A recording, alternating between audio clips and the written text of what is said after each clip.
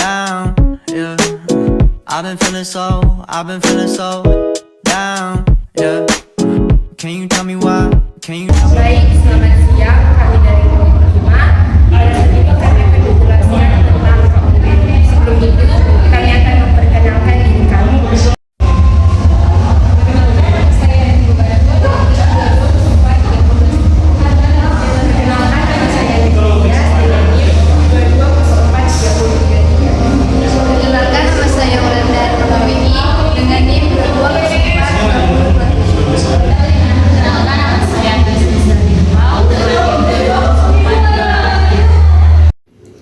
Di sini saya akan menjelaskan tentang penjelasan atas Undang-Undang Republik Indonesia Nomor 9 Tahun 1994 tentang perubahan atas Undang-Undang Nomor 6 Tahun 1983 tentang ketentuan umum dan tata cara perpajakan. Yang pertama itu Peraturan Umum. Peraturan perundang-undangan perpajakan yang mengatur tentang ketentuan umum dan tata cara perpajakan yang berlaku sejak 1 Januari 1984 adalah Undang-Undang Nomor 6 Tahun 1983 tentang ketentuan umum dan tata cara perpajakan. Undang-Undang Nomor 6 Tahun 1983 ini dilandasi dengan filsafat Pancasila dan Undang-Undang Dasar 1945 yang di dalamnya tertuang ketentuan yang menjunjung tinggi hak warga negara dan menempatkan kewajiban perpajakan sebagai kewajiban kenegaraan dan merupakan sarana peran serta rakyat dalam pembiayaan negara dan pembangunan nasional. Undang-undang ini sebagian besar memuat ketentuan umum dan tata cara yang berlaku untuk pajak penghasilan. Sedangkan ketentuan umum dan tata cara untuk pajak pertambahan nilai barang dan jasa dan pajak penjualan atas barang mewah banyak diatur dalam Undang-Undang Nomor 8 Tahun 1983 tentang pajak pertambahan nilai barang dan jasa dan pajak penjualan atas barang mewah. Dalam pelaksanaan Undang-Undang Nomor 6 Tahun 1983, disadari bahwa banyak masalah dihadapi yang ternyata belum diatur dalam undang-undang ini, sehingga menuntut perlunya penyempurnaan. Penyempurnaan tersebut sejalan dengan arah dan tujuan pembangunan nasional serta kebijakan pemerintah dalam pembangunan. Jangka panjang tahap 2 yang antara lain berbunyi, sistem perpajakan terus disempurnakan, pemungutan pajak diintensifkan dan aparat perpajakan harus makin mampu dan bersih.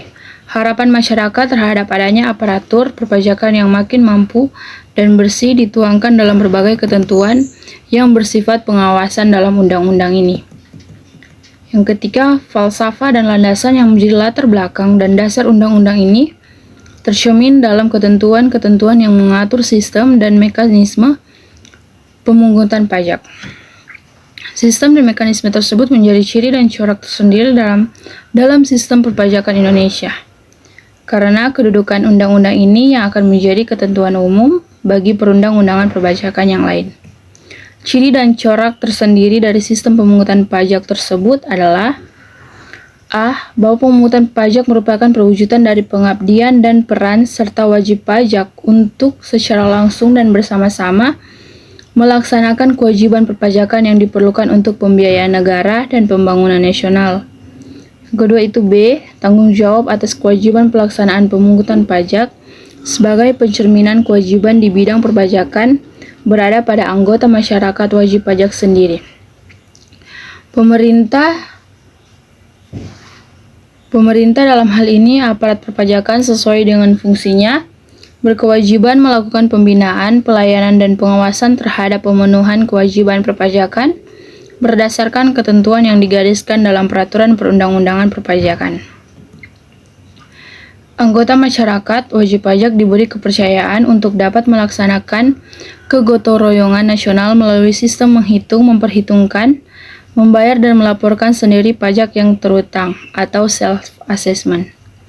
Sehingga melalui sistem ini administrasi perpajakan diharapkan dapat dilaksanakan dengan lebih rapi, terkendali, sederhana, dan mudah untuk dipahami oleh anggota masyarakat wajib pajak.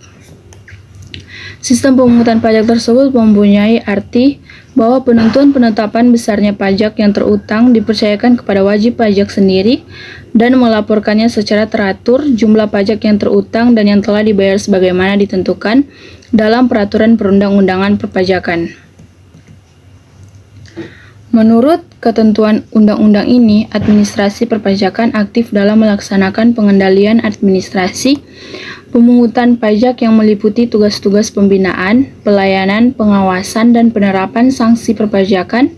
Pembinaan masyarakat wajib pajak dapat melakukan melalui berbagai upaya, antara lain pemberian penyuluhan pengetahuan perpajakan, baik melalui media sosial dan media massa maupun penerangan langsung kepada masyarakat. Dengan berpegang teguh pada prinsip kepastian hukum, keadilan, dan kesederhanaan, maka arah dan tujuan penyempurnaan Undang-Undang Perpajakan ini adalah dalam memenuhi amanat garis-garis besar haluan Negara 1993 yang mengacu pada kebijaksanaan pokok sebagai berikut. Yang A. Menuju kemandirian bangsa dalam pembiayaan negara dan pembiayaan pembangunan yang sumber utamanya berasal dari penerimaan pajak. B. Menunjang usaha pembangunan secara merata, mendorong investasi secara merata di seluruh wilayah Republik Indonesia, terutama untuk mendorong pembangunan di daerah terpencil yang selama ini dirasakan terbelakang atau terlambat perkembangannya, baik dalam rangka pemerataan pembangunan dan pendayagunaan sumber daya alam maupun dalam rangka peningkatan penerimaan pajak dalam jangka panjang. C. Menunjang usaha peningkatan ekspor terutama ekspor non-migas, barang hasil olahan, dan jasa-jasa dalam rangka meningkatkan perolehan devisa. D. Menunjang usaha pengembangan usaha kecil untuk mengoptimalkan pengembangan potensinya dan dalam rangka pengentasan sebagai masyarakat dari kemiskinan. Menunjang usaha pengembangan sumber daya manusia, ilmu pengetahuan, dan teknologi. Menunjang usaha pelestarian ekosistem sumber daya alam dan lingkungan hidup. Menunjang usaha meningkatkan keadilan dalam partisipasi masyarakat dalam pembiayaan pembangunan sesuai dengan kemampuannya, dan menunjang usaha terciptanya aparat perpajakan yang makin mampu dan makin bersih, peningkatan pelayanan kepada wajib pajak termasuk penyederhanaan dan kemudahan prosedur dalam pemenuhan kewajiban perpajakan. Peningkatan pengawasan atas pelaksanaan pemenuhan kewajiban perpajakan tersebut, serta peningkatan penegakan pelaksanaan hukum yang berlaku. Dalam pasal 1, dalam pasal ini membuat perumusan mengenai pengertian istilah perpajakan yang dipergunakan dalam undang-undang ini. Dengan adanya pengertian tentang istilah-istilah tersebut, dapat dicegah adanya salah pengertian atau salah penafsiran dalam melaksanakan pasal-pasal yang bersangkutan, sehingga dapat mencapai kelancaran dan kemudahan, baik bagi wajib pajak maupun bagi aparatur dalam melaksanakan kewajibannya, dan pada akhirnya dicapai tertib administrasi perpajakan. Pengertian ini diperlukan karena mengandung hal yang bersifat teknis dan baku khususnya dalam bidang perpajakan. Dalam pasal 2 ayat 1, semua wajib pajak berdasarkan sistem atau self-assessment wajib mendaftarkan diri pada kantor Direktorat Jenderal Pajak untuk dicatat sebagai wajib pajak dan sekaligus untuk mendapatkan nomor pokok wajib pajak.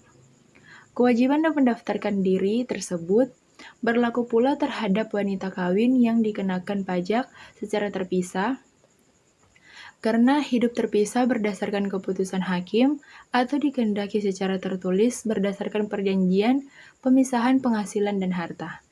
Nomor pokok wajib pajak tersebut adalah suatu sarana dalam administrasi perpajakan yang dipergunakan sebagai tanda pengenal diri atau identitas wajib pajak. Oleh karena itu, kepada setiap wajib pajak hanya diberikan satu nomor pokok wajib pajak. Selain daripada itu, nomor pokok wajib pajak juga dipergunakan untuk menjaga ketertiban dalam pembayaran pajak dan dalam pengawasan administrasi perpajakan. Dalam hal berhubungan dengan dokumen perpajakan, wajib pajak diwajibkan mencantumkan nomor pokok wajib pajak yang dimilikinya. terhadap wajib pajak yang tidak mendaftarkan diri untuk mendapatkan nomor wajib pajak dikenakan sanksi perpajakan. Ayat 2.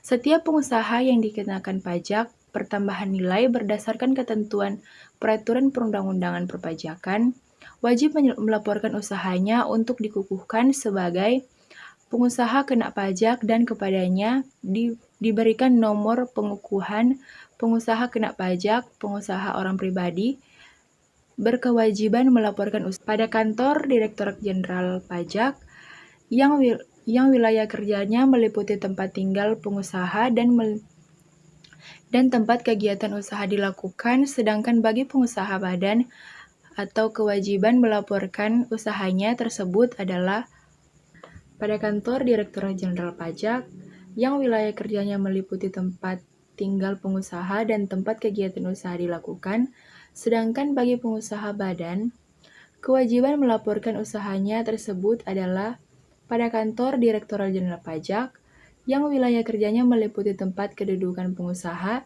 dan tempat kegiatan usaha dilakukan. Dengan demikian, pengusaha orang pribadi atau badan yang mempunyai tempat kegiatan usaha di wilayah beberapa di kantor Direktorat Jenderal Pajak wajib melaporkan usahanya untuk dikukuhkan sebagai pengusaha kena pajak baik di kantor Direktorat Jenderal Pajak yang wilayah kerjanya meliputi tempat tinggal atau tempat kedudukan pengusaha maupun di kantor Direktorat Jenderal Pajak yang wilayah kerjanya meliputi tempat kegiatan usaha dilakukan. Fungsi nomor pengukuhan usaha pengusaha kena pajak selain dilakukan untuk mengetahui identitas pengusaha kena pajak yang sebenarnya, juga dipergunakan dalam pemenuhan kewajiban pajak pertambahan nilai dan pajak penjualan atas barang mewah, serta untuk pengawasan administrasi perpajakan terhadap pengusaha yang telah memenuhi syarat sebagai pengusaha kena pajak tetapi tidak melaporkan usahanya untuk dikukuhkan sebagai pengusaha kena pajak dikenakan sanksi perpajakan. Ayat 3. Terhadap wajib pajak maupun pengusaha kena pajak tertentu, Direktur Jenderal Pajak dapat menggunakan kantor Direktorat Jenderal Pajak selain yang ditentukan pada ayat 1 dan ayat 2 sebagai tempat pendaftaran untuk memperoleh nomor pokok wajib pajak dan atau nomor pengukuhan pengusaha kena pajak.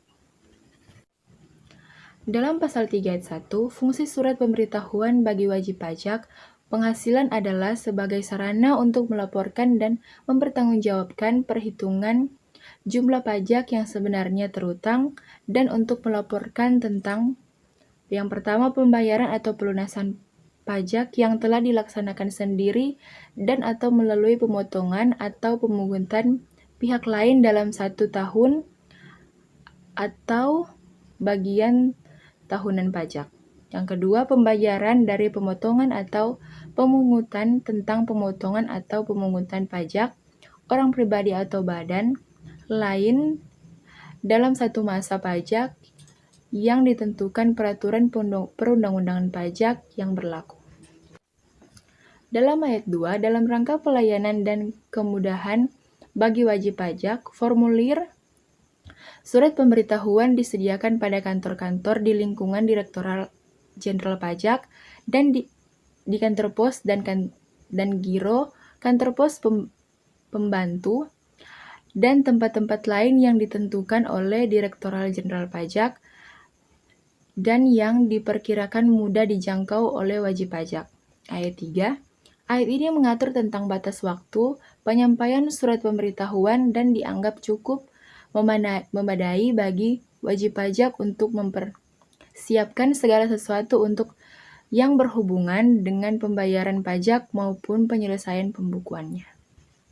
Pasal 6 ayat 1 cukup jelas. Ayat 2 dalam rangka peningkatan pelayanan kepada wajib pajak dan sejalan dengan perkembangan teknologi informasi, maka perlu cara lain bagi wajib pajak untuk memenuhi kewajiban menyampaikan surat pemberitahuannya selain melalui kantor pos dan giro secara tercatat. Oleh karena itu, cara lain perlu ditetapkan oleh Direktur Jenderal Pajak. Pasal 7 untuk kepentingan tertib administrasi perpajakan dan untuk menjaga disiplin wajib pajak. Bagi wajib pajak yang tidak mematuhi kewajiban formal menyampaikan surat pemberitahuan sesuai dengan batas waktu yang ditentukan, dikenakan sanksi administrasi berupa denda untuk surat pemberitahuan masa sebesar Rp25.000 dan untuk surat pemberitahuan tahunan sebesar Rp50.000. Pasal 8 ayat 1 terhadap kekeliruan dalam pengisian surat pemberitahuan yang dibuat oleh wajib pajak, masih terbuka baginya hak untuk melakukan pembetulan atas kemauan sendiri dalam jangka waktu 2 tahun sesudah saat terutangnya pajak atau berakhirnya masa pajak. Bagian tahunan pajak atau tahun pajak dengan syarat Direktur Jenderal Pajak belum mulai melakukan tindakan pemeriksaan. Penetapan batas waktu pembetulan tersebut di satu pihak dipandang cukup waktu bagi wajib pajak untuk meneliti dan membetulkan surat pemberitahuannya. Apabila terdapat kesalahan di lain pihak, masih tersedia cukup waktu bagi Direktur Jenderal Pajak untuk memberikan pelayanan dan melakukan pengawasan terhadap pembetulan yang dilakukan oleh wajib pajak sebelum batas waktu kedaluarsa terlampaui. Ayat 2, dengan adanya pembetulan surat pemberitahuan atas kemauan sendiri membawa akibat perhitungan jumlah pajak yang terutang dan jumlah perhitungan pembayaran pajak menjadi berubah dari jumlah semula. Atas kekurangan pembayaran pajak sebagai akibat pembetulan tersebut dikenakan sanksi administrasi berupa bunga sebesar 2% per bulan. Bunga yang terutang atas kekurangan pembayaran pajak tersebut dihitung mulai dari berakhirnya batas waktu penyampaian surat pemberitahuan sampai dengan tanggal pembayaran karena adanya pembetulan surat pemberitahuan tersebut. Ayat 3, wajib pajak yang melanggar ketentuan sebagaimana dimaksud dalam pasal 38 selama belum dilakukan penyidikan, sekalipun telah dilakukan pemeriksaan terhadapnya dan wajib pajak telah mengungkapkan kesalahannya dan sekaligus melunasi jumlah pajak yang sebenarnya terutang, beserta sanksi administrasi berupa denda sebesar 2 kali dari jumlah pajak yang kurang dibayar, maka terhadapnya tidak akan dilakukan penyidikan. Namun, bila mana telah dilakukan tindakan penyidikan dan mulainya penyidikan tersebut diberitahukan kepada penuntut umum, maka kesempatan untuk membetulkan sendiri sudah ditutup bagi wajib pajak yang bersangkutan. Pasal 4, walaupun jangka waktu 2 tahun sebagaimana dimaksud pada ayat 1 telah berakhir dan Direktur Jenderal Pajak belum menerbitkan surat ketetapan pajak kepada wajib pajak baik yang telah maupun yang belum membetulkan surat pemberitahuan, masih diberikan kesempatan untuk mengungkapkan ketidakbenaran pengisian surat pemberitahuan yang telah disampaikan, yang dapat berupa surat pemberitahuan tahunan atau surat pemberitahuan masa untuk tahun-tahun atau masa-masa sebelumnya. Pengungkapan ketidakbenaran pengisian surat pemberitahuan tersebut terbatas pada hal-hal sebagai berikut. A. Pajak-pajak yang masih harus dibayar menjadi lebih besar, atau B. Rugi berdasarkan ketentuan perpajakan menjadi lebih kecil. C. Jumlah harta menjadi lebih besar, atau D. Jumlah modal menjadi lebih besar. ayat kelima cukup jelas. Perkenalkan, nama saya Meisha Dias. Saya akan menjelaskan mengenai pasal KUP 9, pasal 11, dan 13. Pasal 9 ayat 1 berbunyi, batas waktu pembayaran massa ditetapkan oleh Kementerian Keuangan dengan batas waktu tidak boleh melebihi 15 hari sejak saat terutangnya atau berakhirnya masa pajak. Keterlambatan dan pembayaran masa tersebut berakibat dikenakan sanksi administrasi sesuai ketentuan yang berlaku. Ayat yang kedua, sebagaimana dimaksud dalam pasal 3 ayat 3 huruf B, wajib pajak wajib menyampaikan surat pemberitahuan tahunan selambat-lambatnya 3 bulan setelah akhir tahun pajak. Jika waktu pengisian surat pemberitahuan tersebut ternyata masih terdapat kekurangan pembayaran pajak yang terutang, maka kekurangan pembayaran pajak tersebut harus dilunasi selambat-lambatnya tanggal 25 bulan ketiga sejak tahun pajak atau bagian tahun pajak berakhir sebelum surat pemberitahuan tahunan itu disampaikan. Misalnya surat pemberitahuan harus disampaikan pada tanggal 31 Maret, kekurangannya harus dibayarkan pada tanggal selambat-lambatnya 25 Maret. Ayat yang keempat, Direktorat Pajak dapat memperkenankan pengangsuran atau penundaan pembayaran pajak yang terutang. Meskipun tanggal jatuh tempo pembayaran telah ditentukan, kelonggaran tersebut diberikan dengan hati-hati dan terbatas pada wajib pajak yang benar-benar sedang mengalami kesulitan likuiditas untuk mendapatkan kelonggaran tersebut. Wajib pajak harus memenuhi persyaratan yang telah ditentukan. Pasal yang ke-11 ayat 1 berbunyi, jika setelah diadakan perhitungan jumlah pajak yang sebenarnya terutang dengan jumlah kredit pajak menunjukkan jumlah selisih lebih atau jumlah kredit pajak lebih besar dari jumlah pajak yang terutang, wajib pajak berhak untuk meminta kembali kelebihan pembayaran pajak dengan catatan wajib pajak tersebut tidak mempunyai utang pajak. Ayat yang kedua, untuk menjamin adanya kepastian hukum bagi wajib pajak yang meminjam ketertiban administrasi, batas waktu pengembalian oleh Direktorat Jenderal Pajak ditetapkan dalam waktu selama-lamanya 1 bulan. A. Untuk ketetapan pajak lebih bayar, sebagaimana dimaksud dalam pasal 17B, dihitung sejak tanggal penerbitan. Untuk surat ketetapan pajak lebih bayar, sebagaimana dimaksud dalam pasal 17, dihitung sejak tanggal diterimanya permohonan tertulis tentang pengambilan kelebihan pembayaran pajak.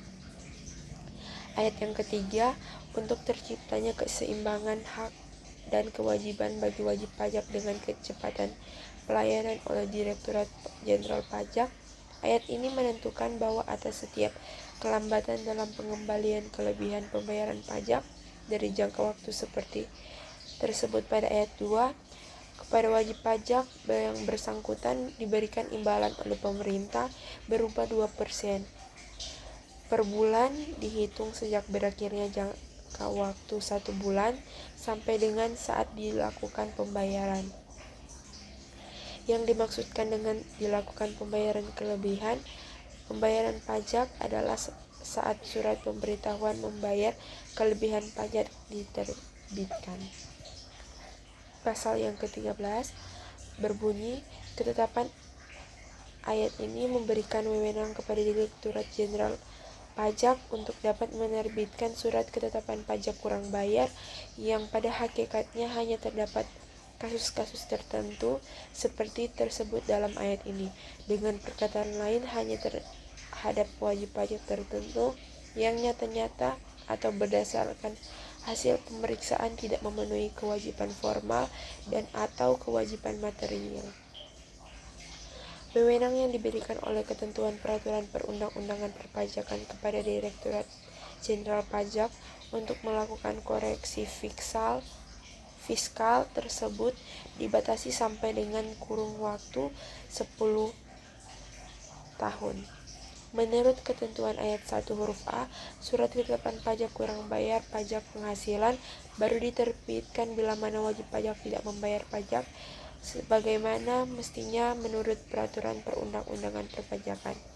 Diketahuinya bahwa wajib pajak tidak atau kurang bayar pajak adalah karena dilakukan pemeriksaan terhadap wajib pajak yang bersangkutan dan dari hasil pemeriksaan itu diketahui bahwa wajib pajak tidak atau kurang membayar dari jumlah yang seharusnya terutang.